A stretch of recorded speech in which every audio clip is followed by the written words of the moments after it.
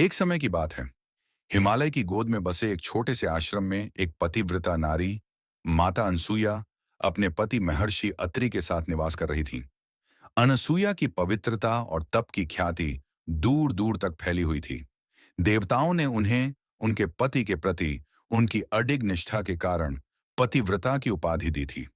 उनकी निष्ठा और पवित्रता ने उन्हें आदर और सम्मान का पात्र बना दिया था। एक दिन त्रिदेव ब्रह्मा, विष्णु और महेश ने अनसुया की आस्था और समर्पण की परीक्षा लेने का निश्चय किया। वे साधु का रूप धारण करके उनके आश्रम में पहुंचे।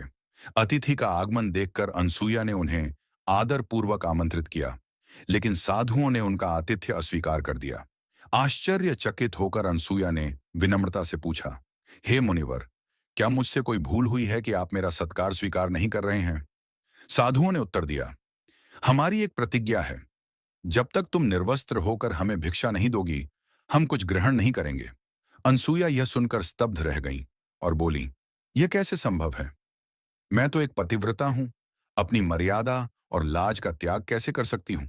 साधुओं ने उन्हें चेतावनी दी कि यदि उन्होंने उनकी बात नहीं मानी तो उन्हें गंभीर परिणाम भुगतने होंगे। गहरे विचार में पड़कर अनसुया ने ध्यान लगाया ताकि वह उनकी वास्तविक पहचान जान सकें। अपने तप के बल पर उन्होंने देखा कि ये साधु कोई और नहीं बल्कि स्वयं त्रिदेव हैं, जो माता लक्ष्मी, माता पार्वती और माता सरस्वती द्वारा उनके पतिव्रता धर्म की परीक्षा के लिए भेजे गए हैं। यह समझते हुए अनसुया ने त्रिदेव को अपने आश्रम में बुलाया और कहा, यदि मैं सच्ची पतिव्रता हूं और यदि मैंने कभी स्वप्न में भी परपुरुष का विचार नहीं किया है, तो आप सभी छोटे बच्चों में परिवर्तित हो जाएं। उनकी भक्ति की शक्ति इतनी प्रबल थी कि त्रिदेव तुरंत 6 महीने के शिशु बन गए। अनसुया ने उन दिव्य शिशुओं को अपनी गोद में लेकर प्यार से दूध पिलाया। इसी समय महर्षि अत्रि आश्रम लौटे और 3 छोटे बच्चों को देखकर अचंभित रह गए। जब उन्हें पता चला कि ये शिशु त्रिदेव हैं, तो उन्होंने अनसुया से पूछा, ये तीनों बच्चे कौन हैं? अनसुया ने उत्तर दिया, ये आपके ही बच्चे हैं। महर्षि अत्रि ने पूछा, यह कैसे संभव है? अनसुया ने बताया कि यह उनकी पतिव्रता धर्म का परिणाम है।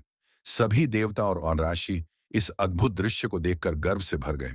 समय बीतता गया और एक दिन माता लक्ष्मी, माता पार्वती और माता सरस्वती ने अपने पतियों के पास लौटने का विचार किया। वे अनसुया के आश्रम पहुंची, लेकिन उनसे मिलने में संकोच महसूस करने लगी।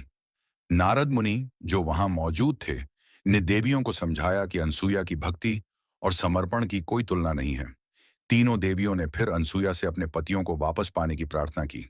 अनसुया ने विनम्रता पूर्वक कहा, मैंने आपको कभी नहीं रोका, आप सभी मेरे पुत्र समान हैं।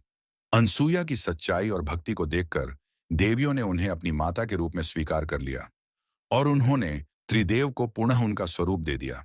अंततः अनसुया का भक्ति और प्रेम देवताओं के प्रति अडिग रहा।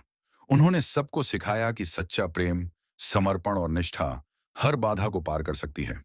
इस अद्भुत घटना ने संसार को यह दिखाया कि एक नारी के समर्पण और उसकी आस्था में कितनी शक्ति होती है।